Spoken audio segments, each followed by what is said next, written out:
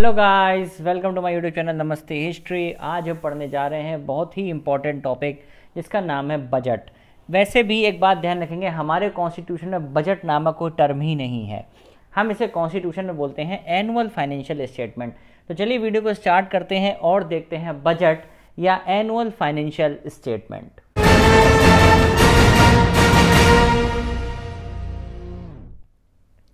अब देखो, सबसे पहले अगर हम बात करेंगे तो यहाँ सबसे पहले ये लिखा है according to article 112, very important, 110 is related with money bill, 111 is related आपका रिलेट करता है कि प्रेसिडेंट अपनी एसेंट देगा बिल को या नहीं देगा, किस कंडीशन में देगा या नहीं देगा, इसको हम बोलते हैं एसेंट टू लेजिस्लेशन। 112 आपका डील करता है एनुअल फाइनेंशियल स्टेटमेंट से, वेरी वेरी इंपॉर्टेंट। ठीक है, आर्टिकल 112 डील करेगा एनुअल फाइनेंशियल स्टेटमेंट से। बेसिकली बजट को ही हम एनुअल फाइनेंशियल स्टेटमेंट बोलते हैं। कॉन्स्टिट्यूशन में बजट कहीं पे भी गिवन नहीं है, ठीक है, जिसमें हम रिसिप्ट और एक्सपेंडिचर का स्टेटमेंट देते हैं गवर्नमेंट का फॉर दैट पर्टिकुलर ईयर। तो आर्टिकल 112 किससे डील करता है? आपका एनुअल फाइनेंशियल स्टेटमेंट से, वेरी इंपॉर्टेंट। ठीक, ये ध्यान रखेंगे। अब उसके बाद देखो, सबसे पहला क्वेश्चन यही आता है कि जो बजट की टर्म है वो कॉन्स्टिट्यूशन में कहीं पे भी यूज नहीं हुई है। बजट की जो टर्म है वो कहीं पे भी यूज नहीं हुई है कॉन्स्टिट्यूशन में। रेलवे बजट आपका सेपरेट हुआ था जनरल बजट से इन 1921 by the एकवर्थ committee recommendation.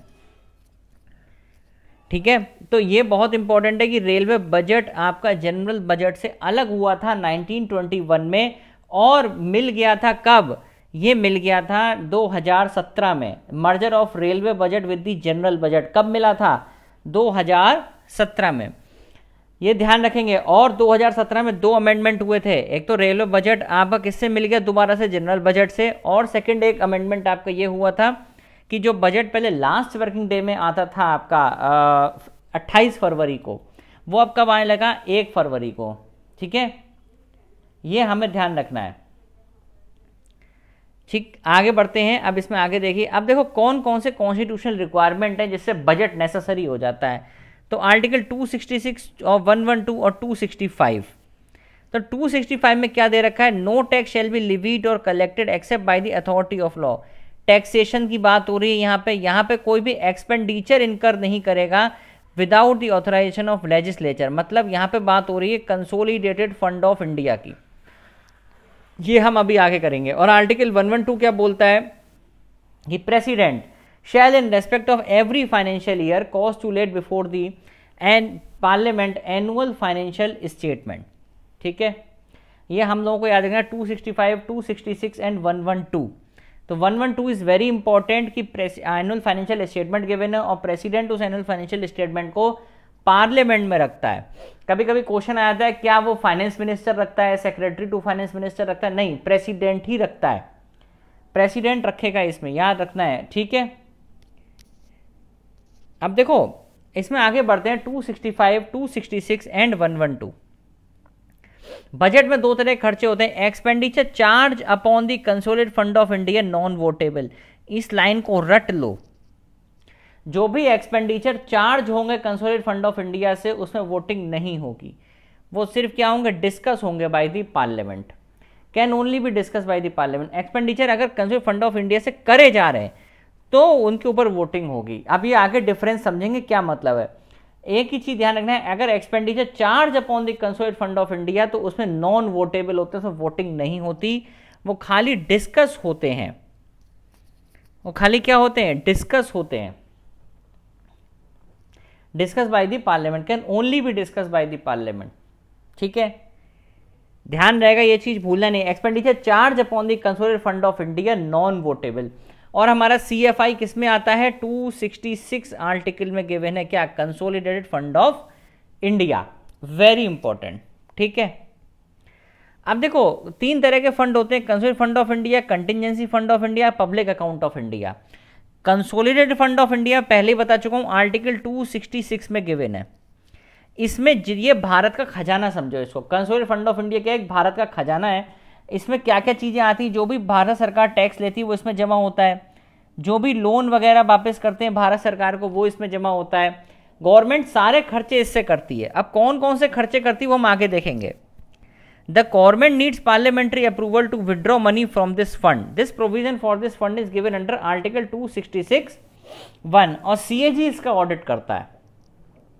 Consolidated fund of India क्या करता है आपका, इसका ऑडिट करता है। ये इंपॉर्टेंट है, ठीक। अब इसी में पब्लिक अकाउंट कमेटी आती है, सॉरी पब्लिक अकाउंट्स आते हैं। पब्लिक अकाउंट भी किस में, 266 में गिवन है। अब इसमें क्या होता है, पब्लिक मनी को छोड़ के बाकी सब किस में आएगा, आपका पब्लिक अकाउंट्स में आएगा। जैसे कि bank saving accounts, national small saving fund, defence fund, investment fund, calamity fund, provident fund, similar fund. इस टाइप के फंड किस में आते हैं, पब्लिक अकाउंट्स में आते हैं। ये हमें ध्यान रखना, किस में आएंगे, पब्लिक अकाउंट में, गिवन अंडर 266 सब क्लॉज 2। तो हमें ध्यान रखना है कि पब्लिक अकाउंट किस में आता है, 266 सब क्लॉज 2 में आता है। The government does not need permission to take advances from this account. कोई परमिशन वगैरह की जरूरत नहीं होनी चाहिए। और हर स्टेट का अपना एक सिमिलर अकाउंट होता है और इसका भी ऑडिट कौन करेगा, सीएजी। ठीक है, पब्लिक अकाउंट क्लियर हो गया। Public accounts of India very important है, ध्यान रखना है इस चीज को। अब आया कंटिजेंसी फंड। कंटिजेंसी फंड मतलब 267 में आता है ये। इसका कॉर्पस मिनिमम आपका है 500 करोड़ का।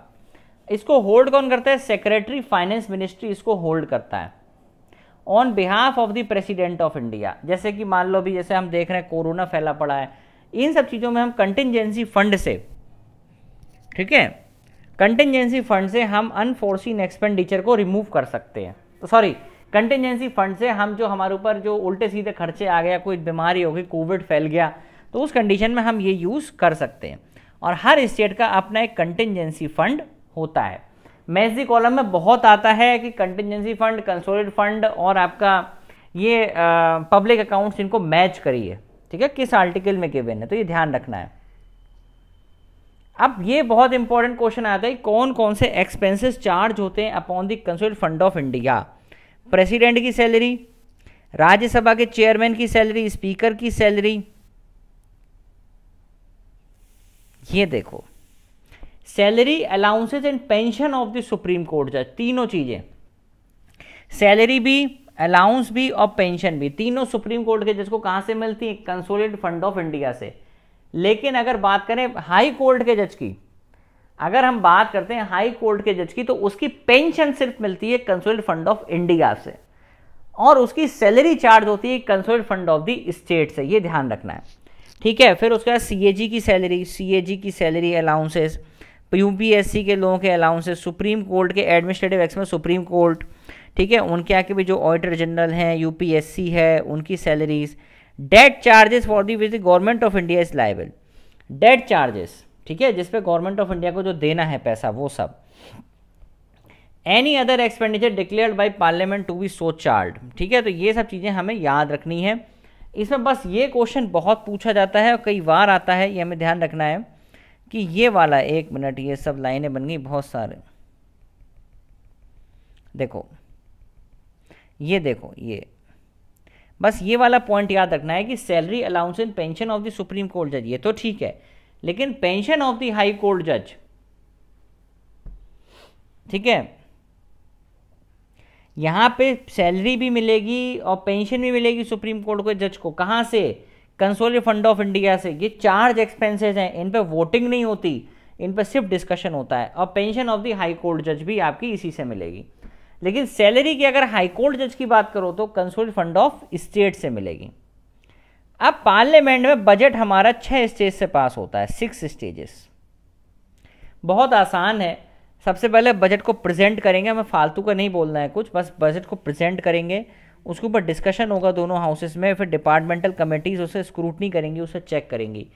अब इसमें ये 2 पॉइंट इंपॉर्टेंट हैं। अब वोटिंग होगी। वोटिंग मतलब क्या कि किस मंत्रालय को कितना पैसा देना है, वो होती है आर्टिकल 113 में। और जब वो पैसा पास हो जाएगा तो वो बन जाता है एप्रोप्रिएशन बिल, कि लाओ पैसा लाओ, और बाद में आता है लास्ट में फाइनेंस बिल, ठीक है। अब ये ऑर्डर में भी लगाने को आ सकते हैं, किसी भी तरीके से आ सकता है, इसको आपको याद रखना है अच्छे से, ठीक है, कि किस तरीके से वोटिंग होती है। सबसे पहले बजट प्रेजेंट होगा, फिर जनरल डिस्कशन होगा, स्क्रूटनी होगी डिपार्टमेंटल कमेटीज से, voting on demand for grant, passing of appropriation bill और फाइनेंस बिल। तो ये सब चीजें हमको याद करनी है, ठीक है। अब 3 तरह के मोशन पास होते हैं इसमें। पॉलिसी कट, देखो पॉलिसी कट से ही नाम समझ में आ रहा है, पूरी पॉलिसी कट गई, बात खत्म। अब कोई इस पॉलिसी की जरूरत ही नहीं है, आपको इसके लिए 1 रुपया भी नहीं मिलेगा, ठीक है। अब इकोनॉमिक कट और टोकन कट।